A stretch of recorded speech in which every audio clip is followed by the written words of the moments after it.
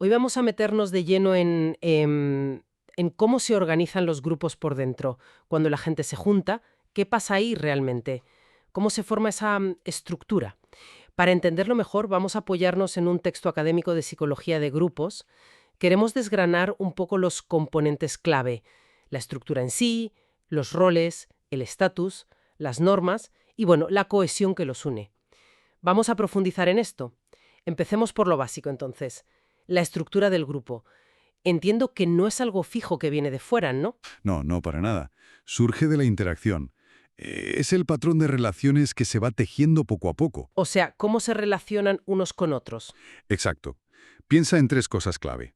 Uno, cómo se ordenan los miembros, los roles, las normas. ¿Quién está dónde? Digamos. Dos, la estabilidad que tiene ese orden. Y tres, las maneras habituales en que interactúan. Vale. De hecho, es imposible en grupos sin estructura. Por mínima que sea, da previsibilidad, ¿sabes? Sabes a qué atenerte. Es como el contexto donde ocurre todo el comportamiento del grupo. Entendido. Y dentro de esa estructura has mencionado estatus y roles.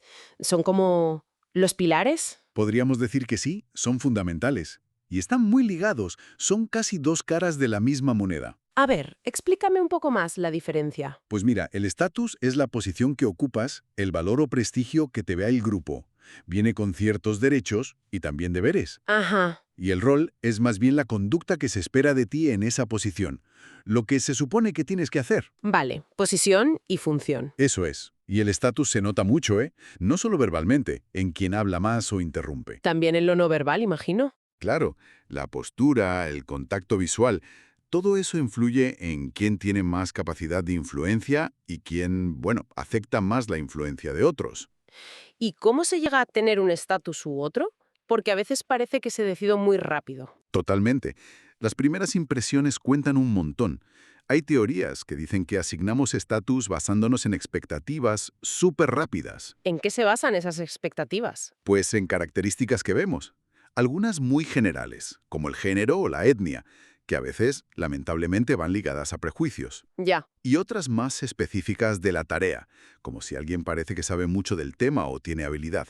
La teoría de los estados de expectativas va por ahí. O sea que al principio no siempre se valora la contribución real. No necesariamente al principio. Luego, con el tiempo, sí que suele pesar más quién aporta de verdad a las metas del grupo. Hay otra perspectiva, la biosocial, que se fija más en características físicas asociadas a la dominancia. ¿Y hay alguna forma de integrar todo esto? Sí, hay enfoques que dicen que normalmente empezamos asignando estatus de forma cooperativa, pensando en quién puede ayudar más. Pero la dominancia también puede jugar un papel, sobre todo si el grupo cree que le beneficia. Entiendo. Lo que sí parece claro es que una vez que se establece un estatus, cuesta bastante que cambie. Se vuelve algo estable. Vale, pasemos a los roles. Si el estatus es la posición, el rol es la tarea, la función, ¿no? La división del trabajo. Justo. Los roles son cruciales para que el grupo consiga sus objetivos, para que funcione de forma ordenada. Y también nos ayudan a definirnos a nosotros mismos dentro del grupo. Nos dan una identidad. Y hay roles de todo tipo, supongo. Claro, tienes los formales que están escritos en alguna parte, como jefe de proyecto o secretaria. Y luego los informales, que surgen solos. El gracioso, el experto en tecnología, el pacificador, el novato. Hay algunos roles que se repitan mucho. Sí, hay algunos casi universales. El rol de líder es obvio, pero también el de miembro desviante, el que va un poco por libre. Y es clásica la distinción entre el líder enfocado en la tarea, el que organiza y da ideas, y el líder socioemocional, que se preocupa más por el ambiente, por el buen rollo, por reducir tensiones. Pero llevar un rol asignado no debe ser siempre fácil, ¿no? ¿Qué va? A veces surge la ambigüedad de rol. No tienes muy claro qué esperan de ti exactamente. Eso genera incertidumbre. O que te pidan cosas incompatibles. Exacto. Eso es el conflicto de rol. Puede ser conflicto interrol, cuando las demandas de dos roles tuyos chocan, por ejemplo, ser jefe y amigo a la vez en el mismo grupo, o conflicto intrarrol, cuando dentro del mismo rol hay expectativas que chocan. Sé creativo pero cumple este plazo estricto, o incluso conflicto persona-rol, cuando lo que te pide el rol va en contra de tus valores. Y eso genera tensión, claro. Mucha. Afecta al compromiso, a la satisfacción. Vale, tenemos estatus, tenemos roles. Pero para que todo esto funcione de forma coordinada, imagino que hacen falta unas reglas de juego. Las normas. Fundamental. Las normas son esas pautas de conducta, a veces incluso de pensamiento, que el grupo comparte y acepta. Dicen lo que está bien visto y lo que no. Son como el código no escrito. Muchas veces sí. Nos dan un marco de referencia común, sobre todo en situaciones nuevas o ambiguas, donde no sabemos muy bien cómo actuar. Hay normas descriptivas que te dicen lo que la gente suele hacer. ¿Lo normal? Eso. Y normas prescriptivas, que te dicen lo que deberías o no deberías hacer, lo correcto o incorrecto para el grupo. ¿Y qué características tienen? Pues se refieren a comportamientos importantes para el grupo, suelen ser generales, implican una evaluación, bueno o malo, necesitan el apoyo de la mayoría, aunque no siempre se aplican igual a todos, curiosamente. Así. Sí, a veces la gente con más estatus tiene un poco más de manga ancha para desviarse. Y bueno, pueden ser formales, como un reglamento interno, con sanciones también formales, o informales, donde la sanción es más bien la crítica, el cotilleo o el rechazo. ¿Y cuál es su función principal? Reducir la incertidumbre, básicamente. Guiar la conducta, hacerla predecible y coordinar al grupo. ¿Y si alguien se salta la norma? ¿La desviación? Pues tradicionalmente se veía como algo negativo, que había que corregir. Festinger ya lo decía. Schachter demostró en un experimento clásico que al desviante se le habla más, se le intenta convencer. Presión. Exacto.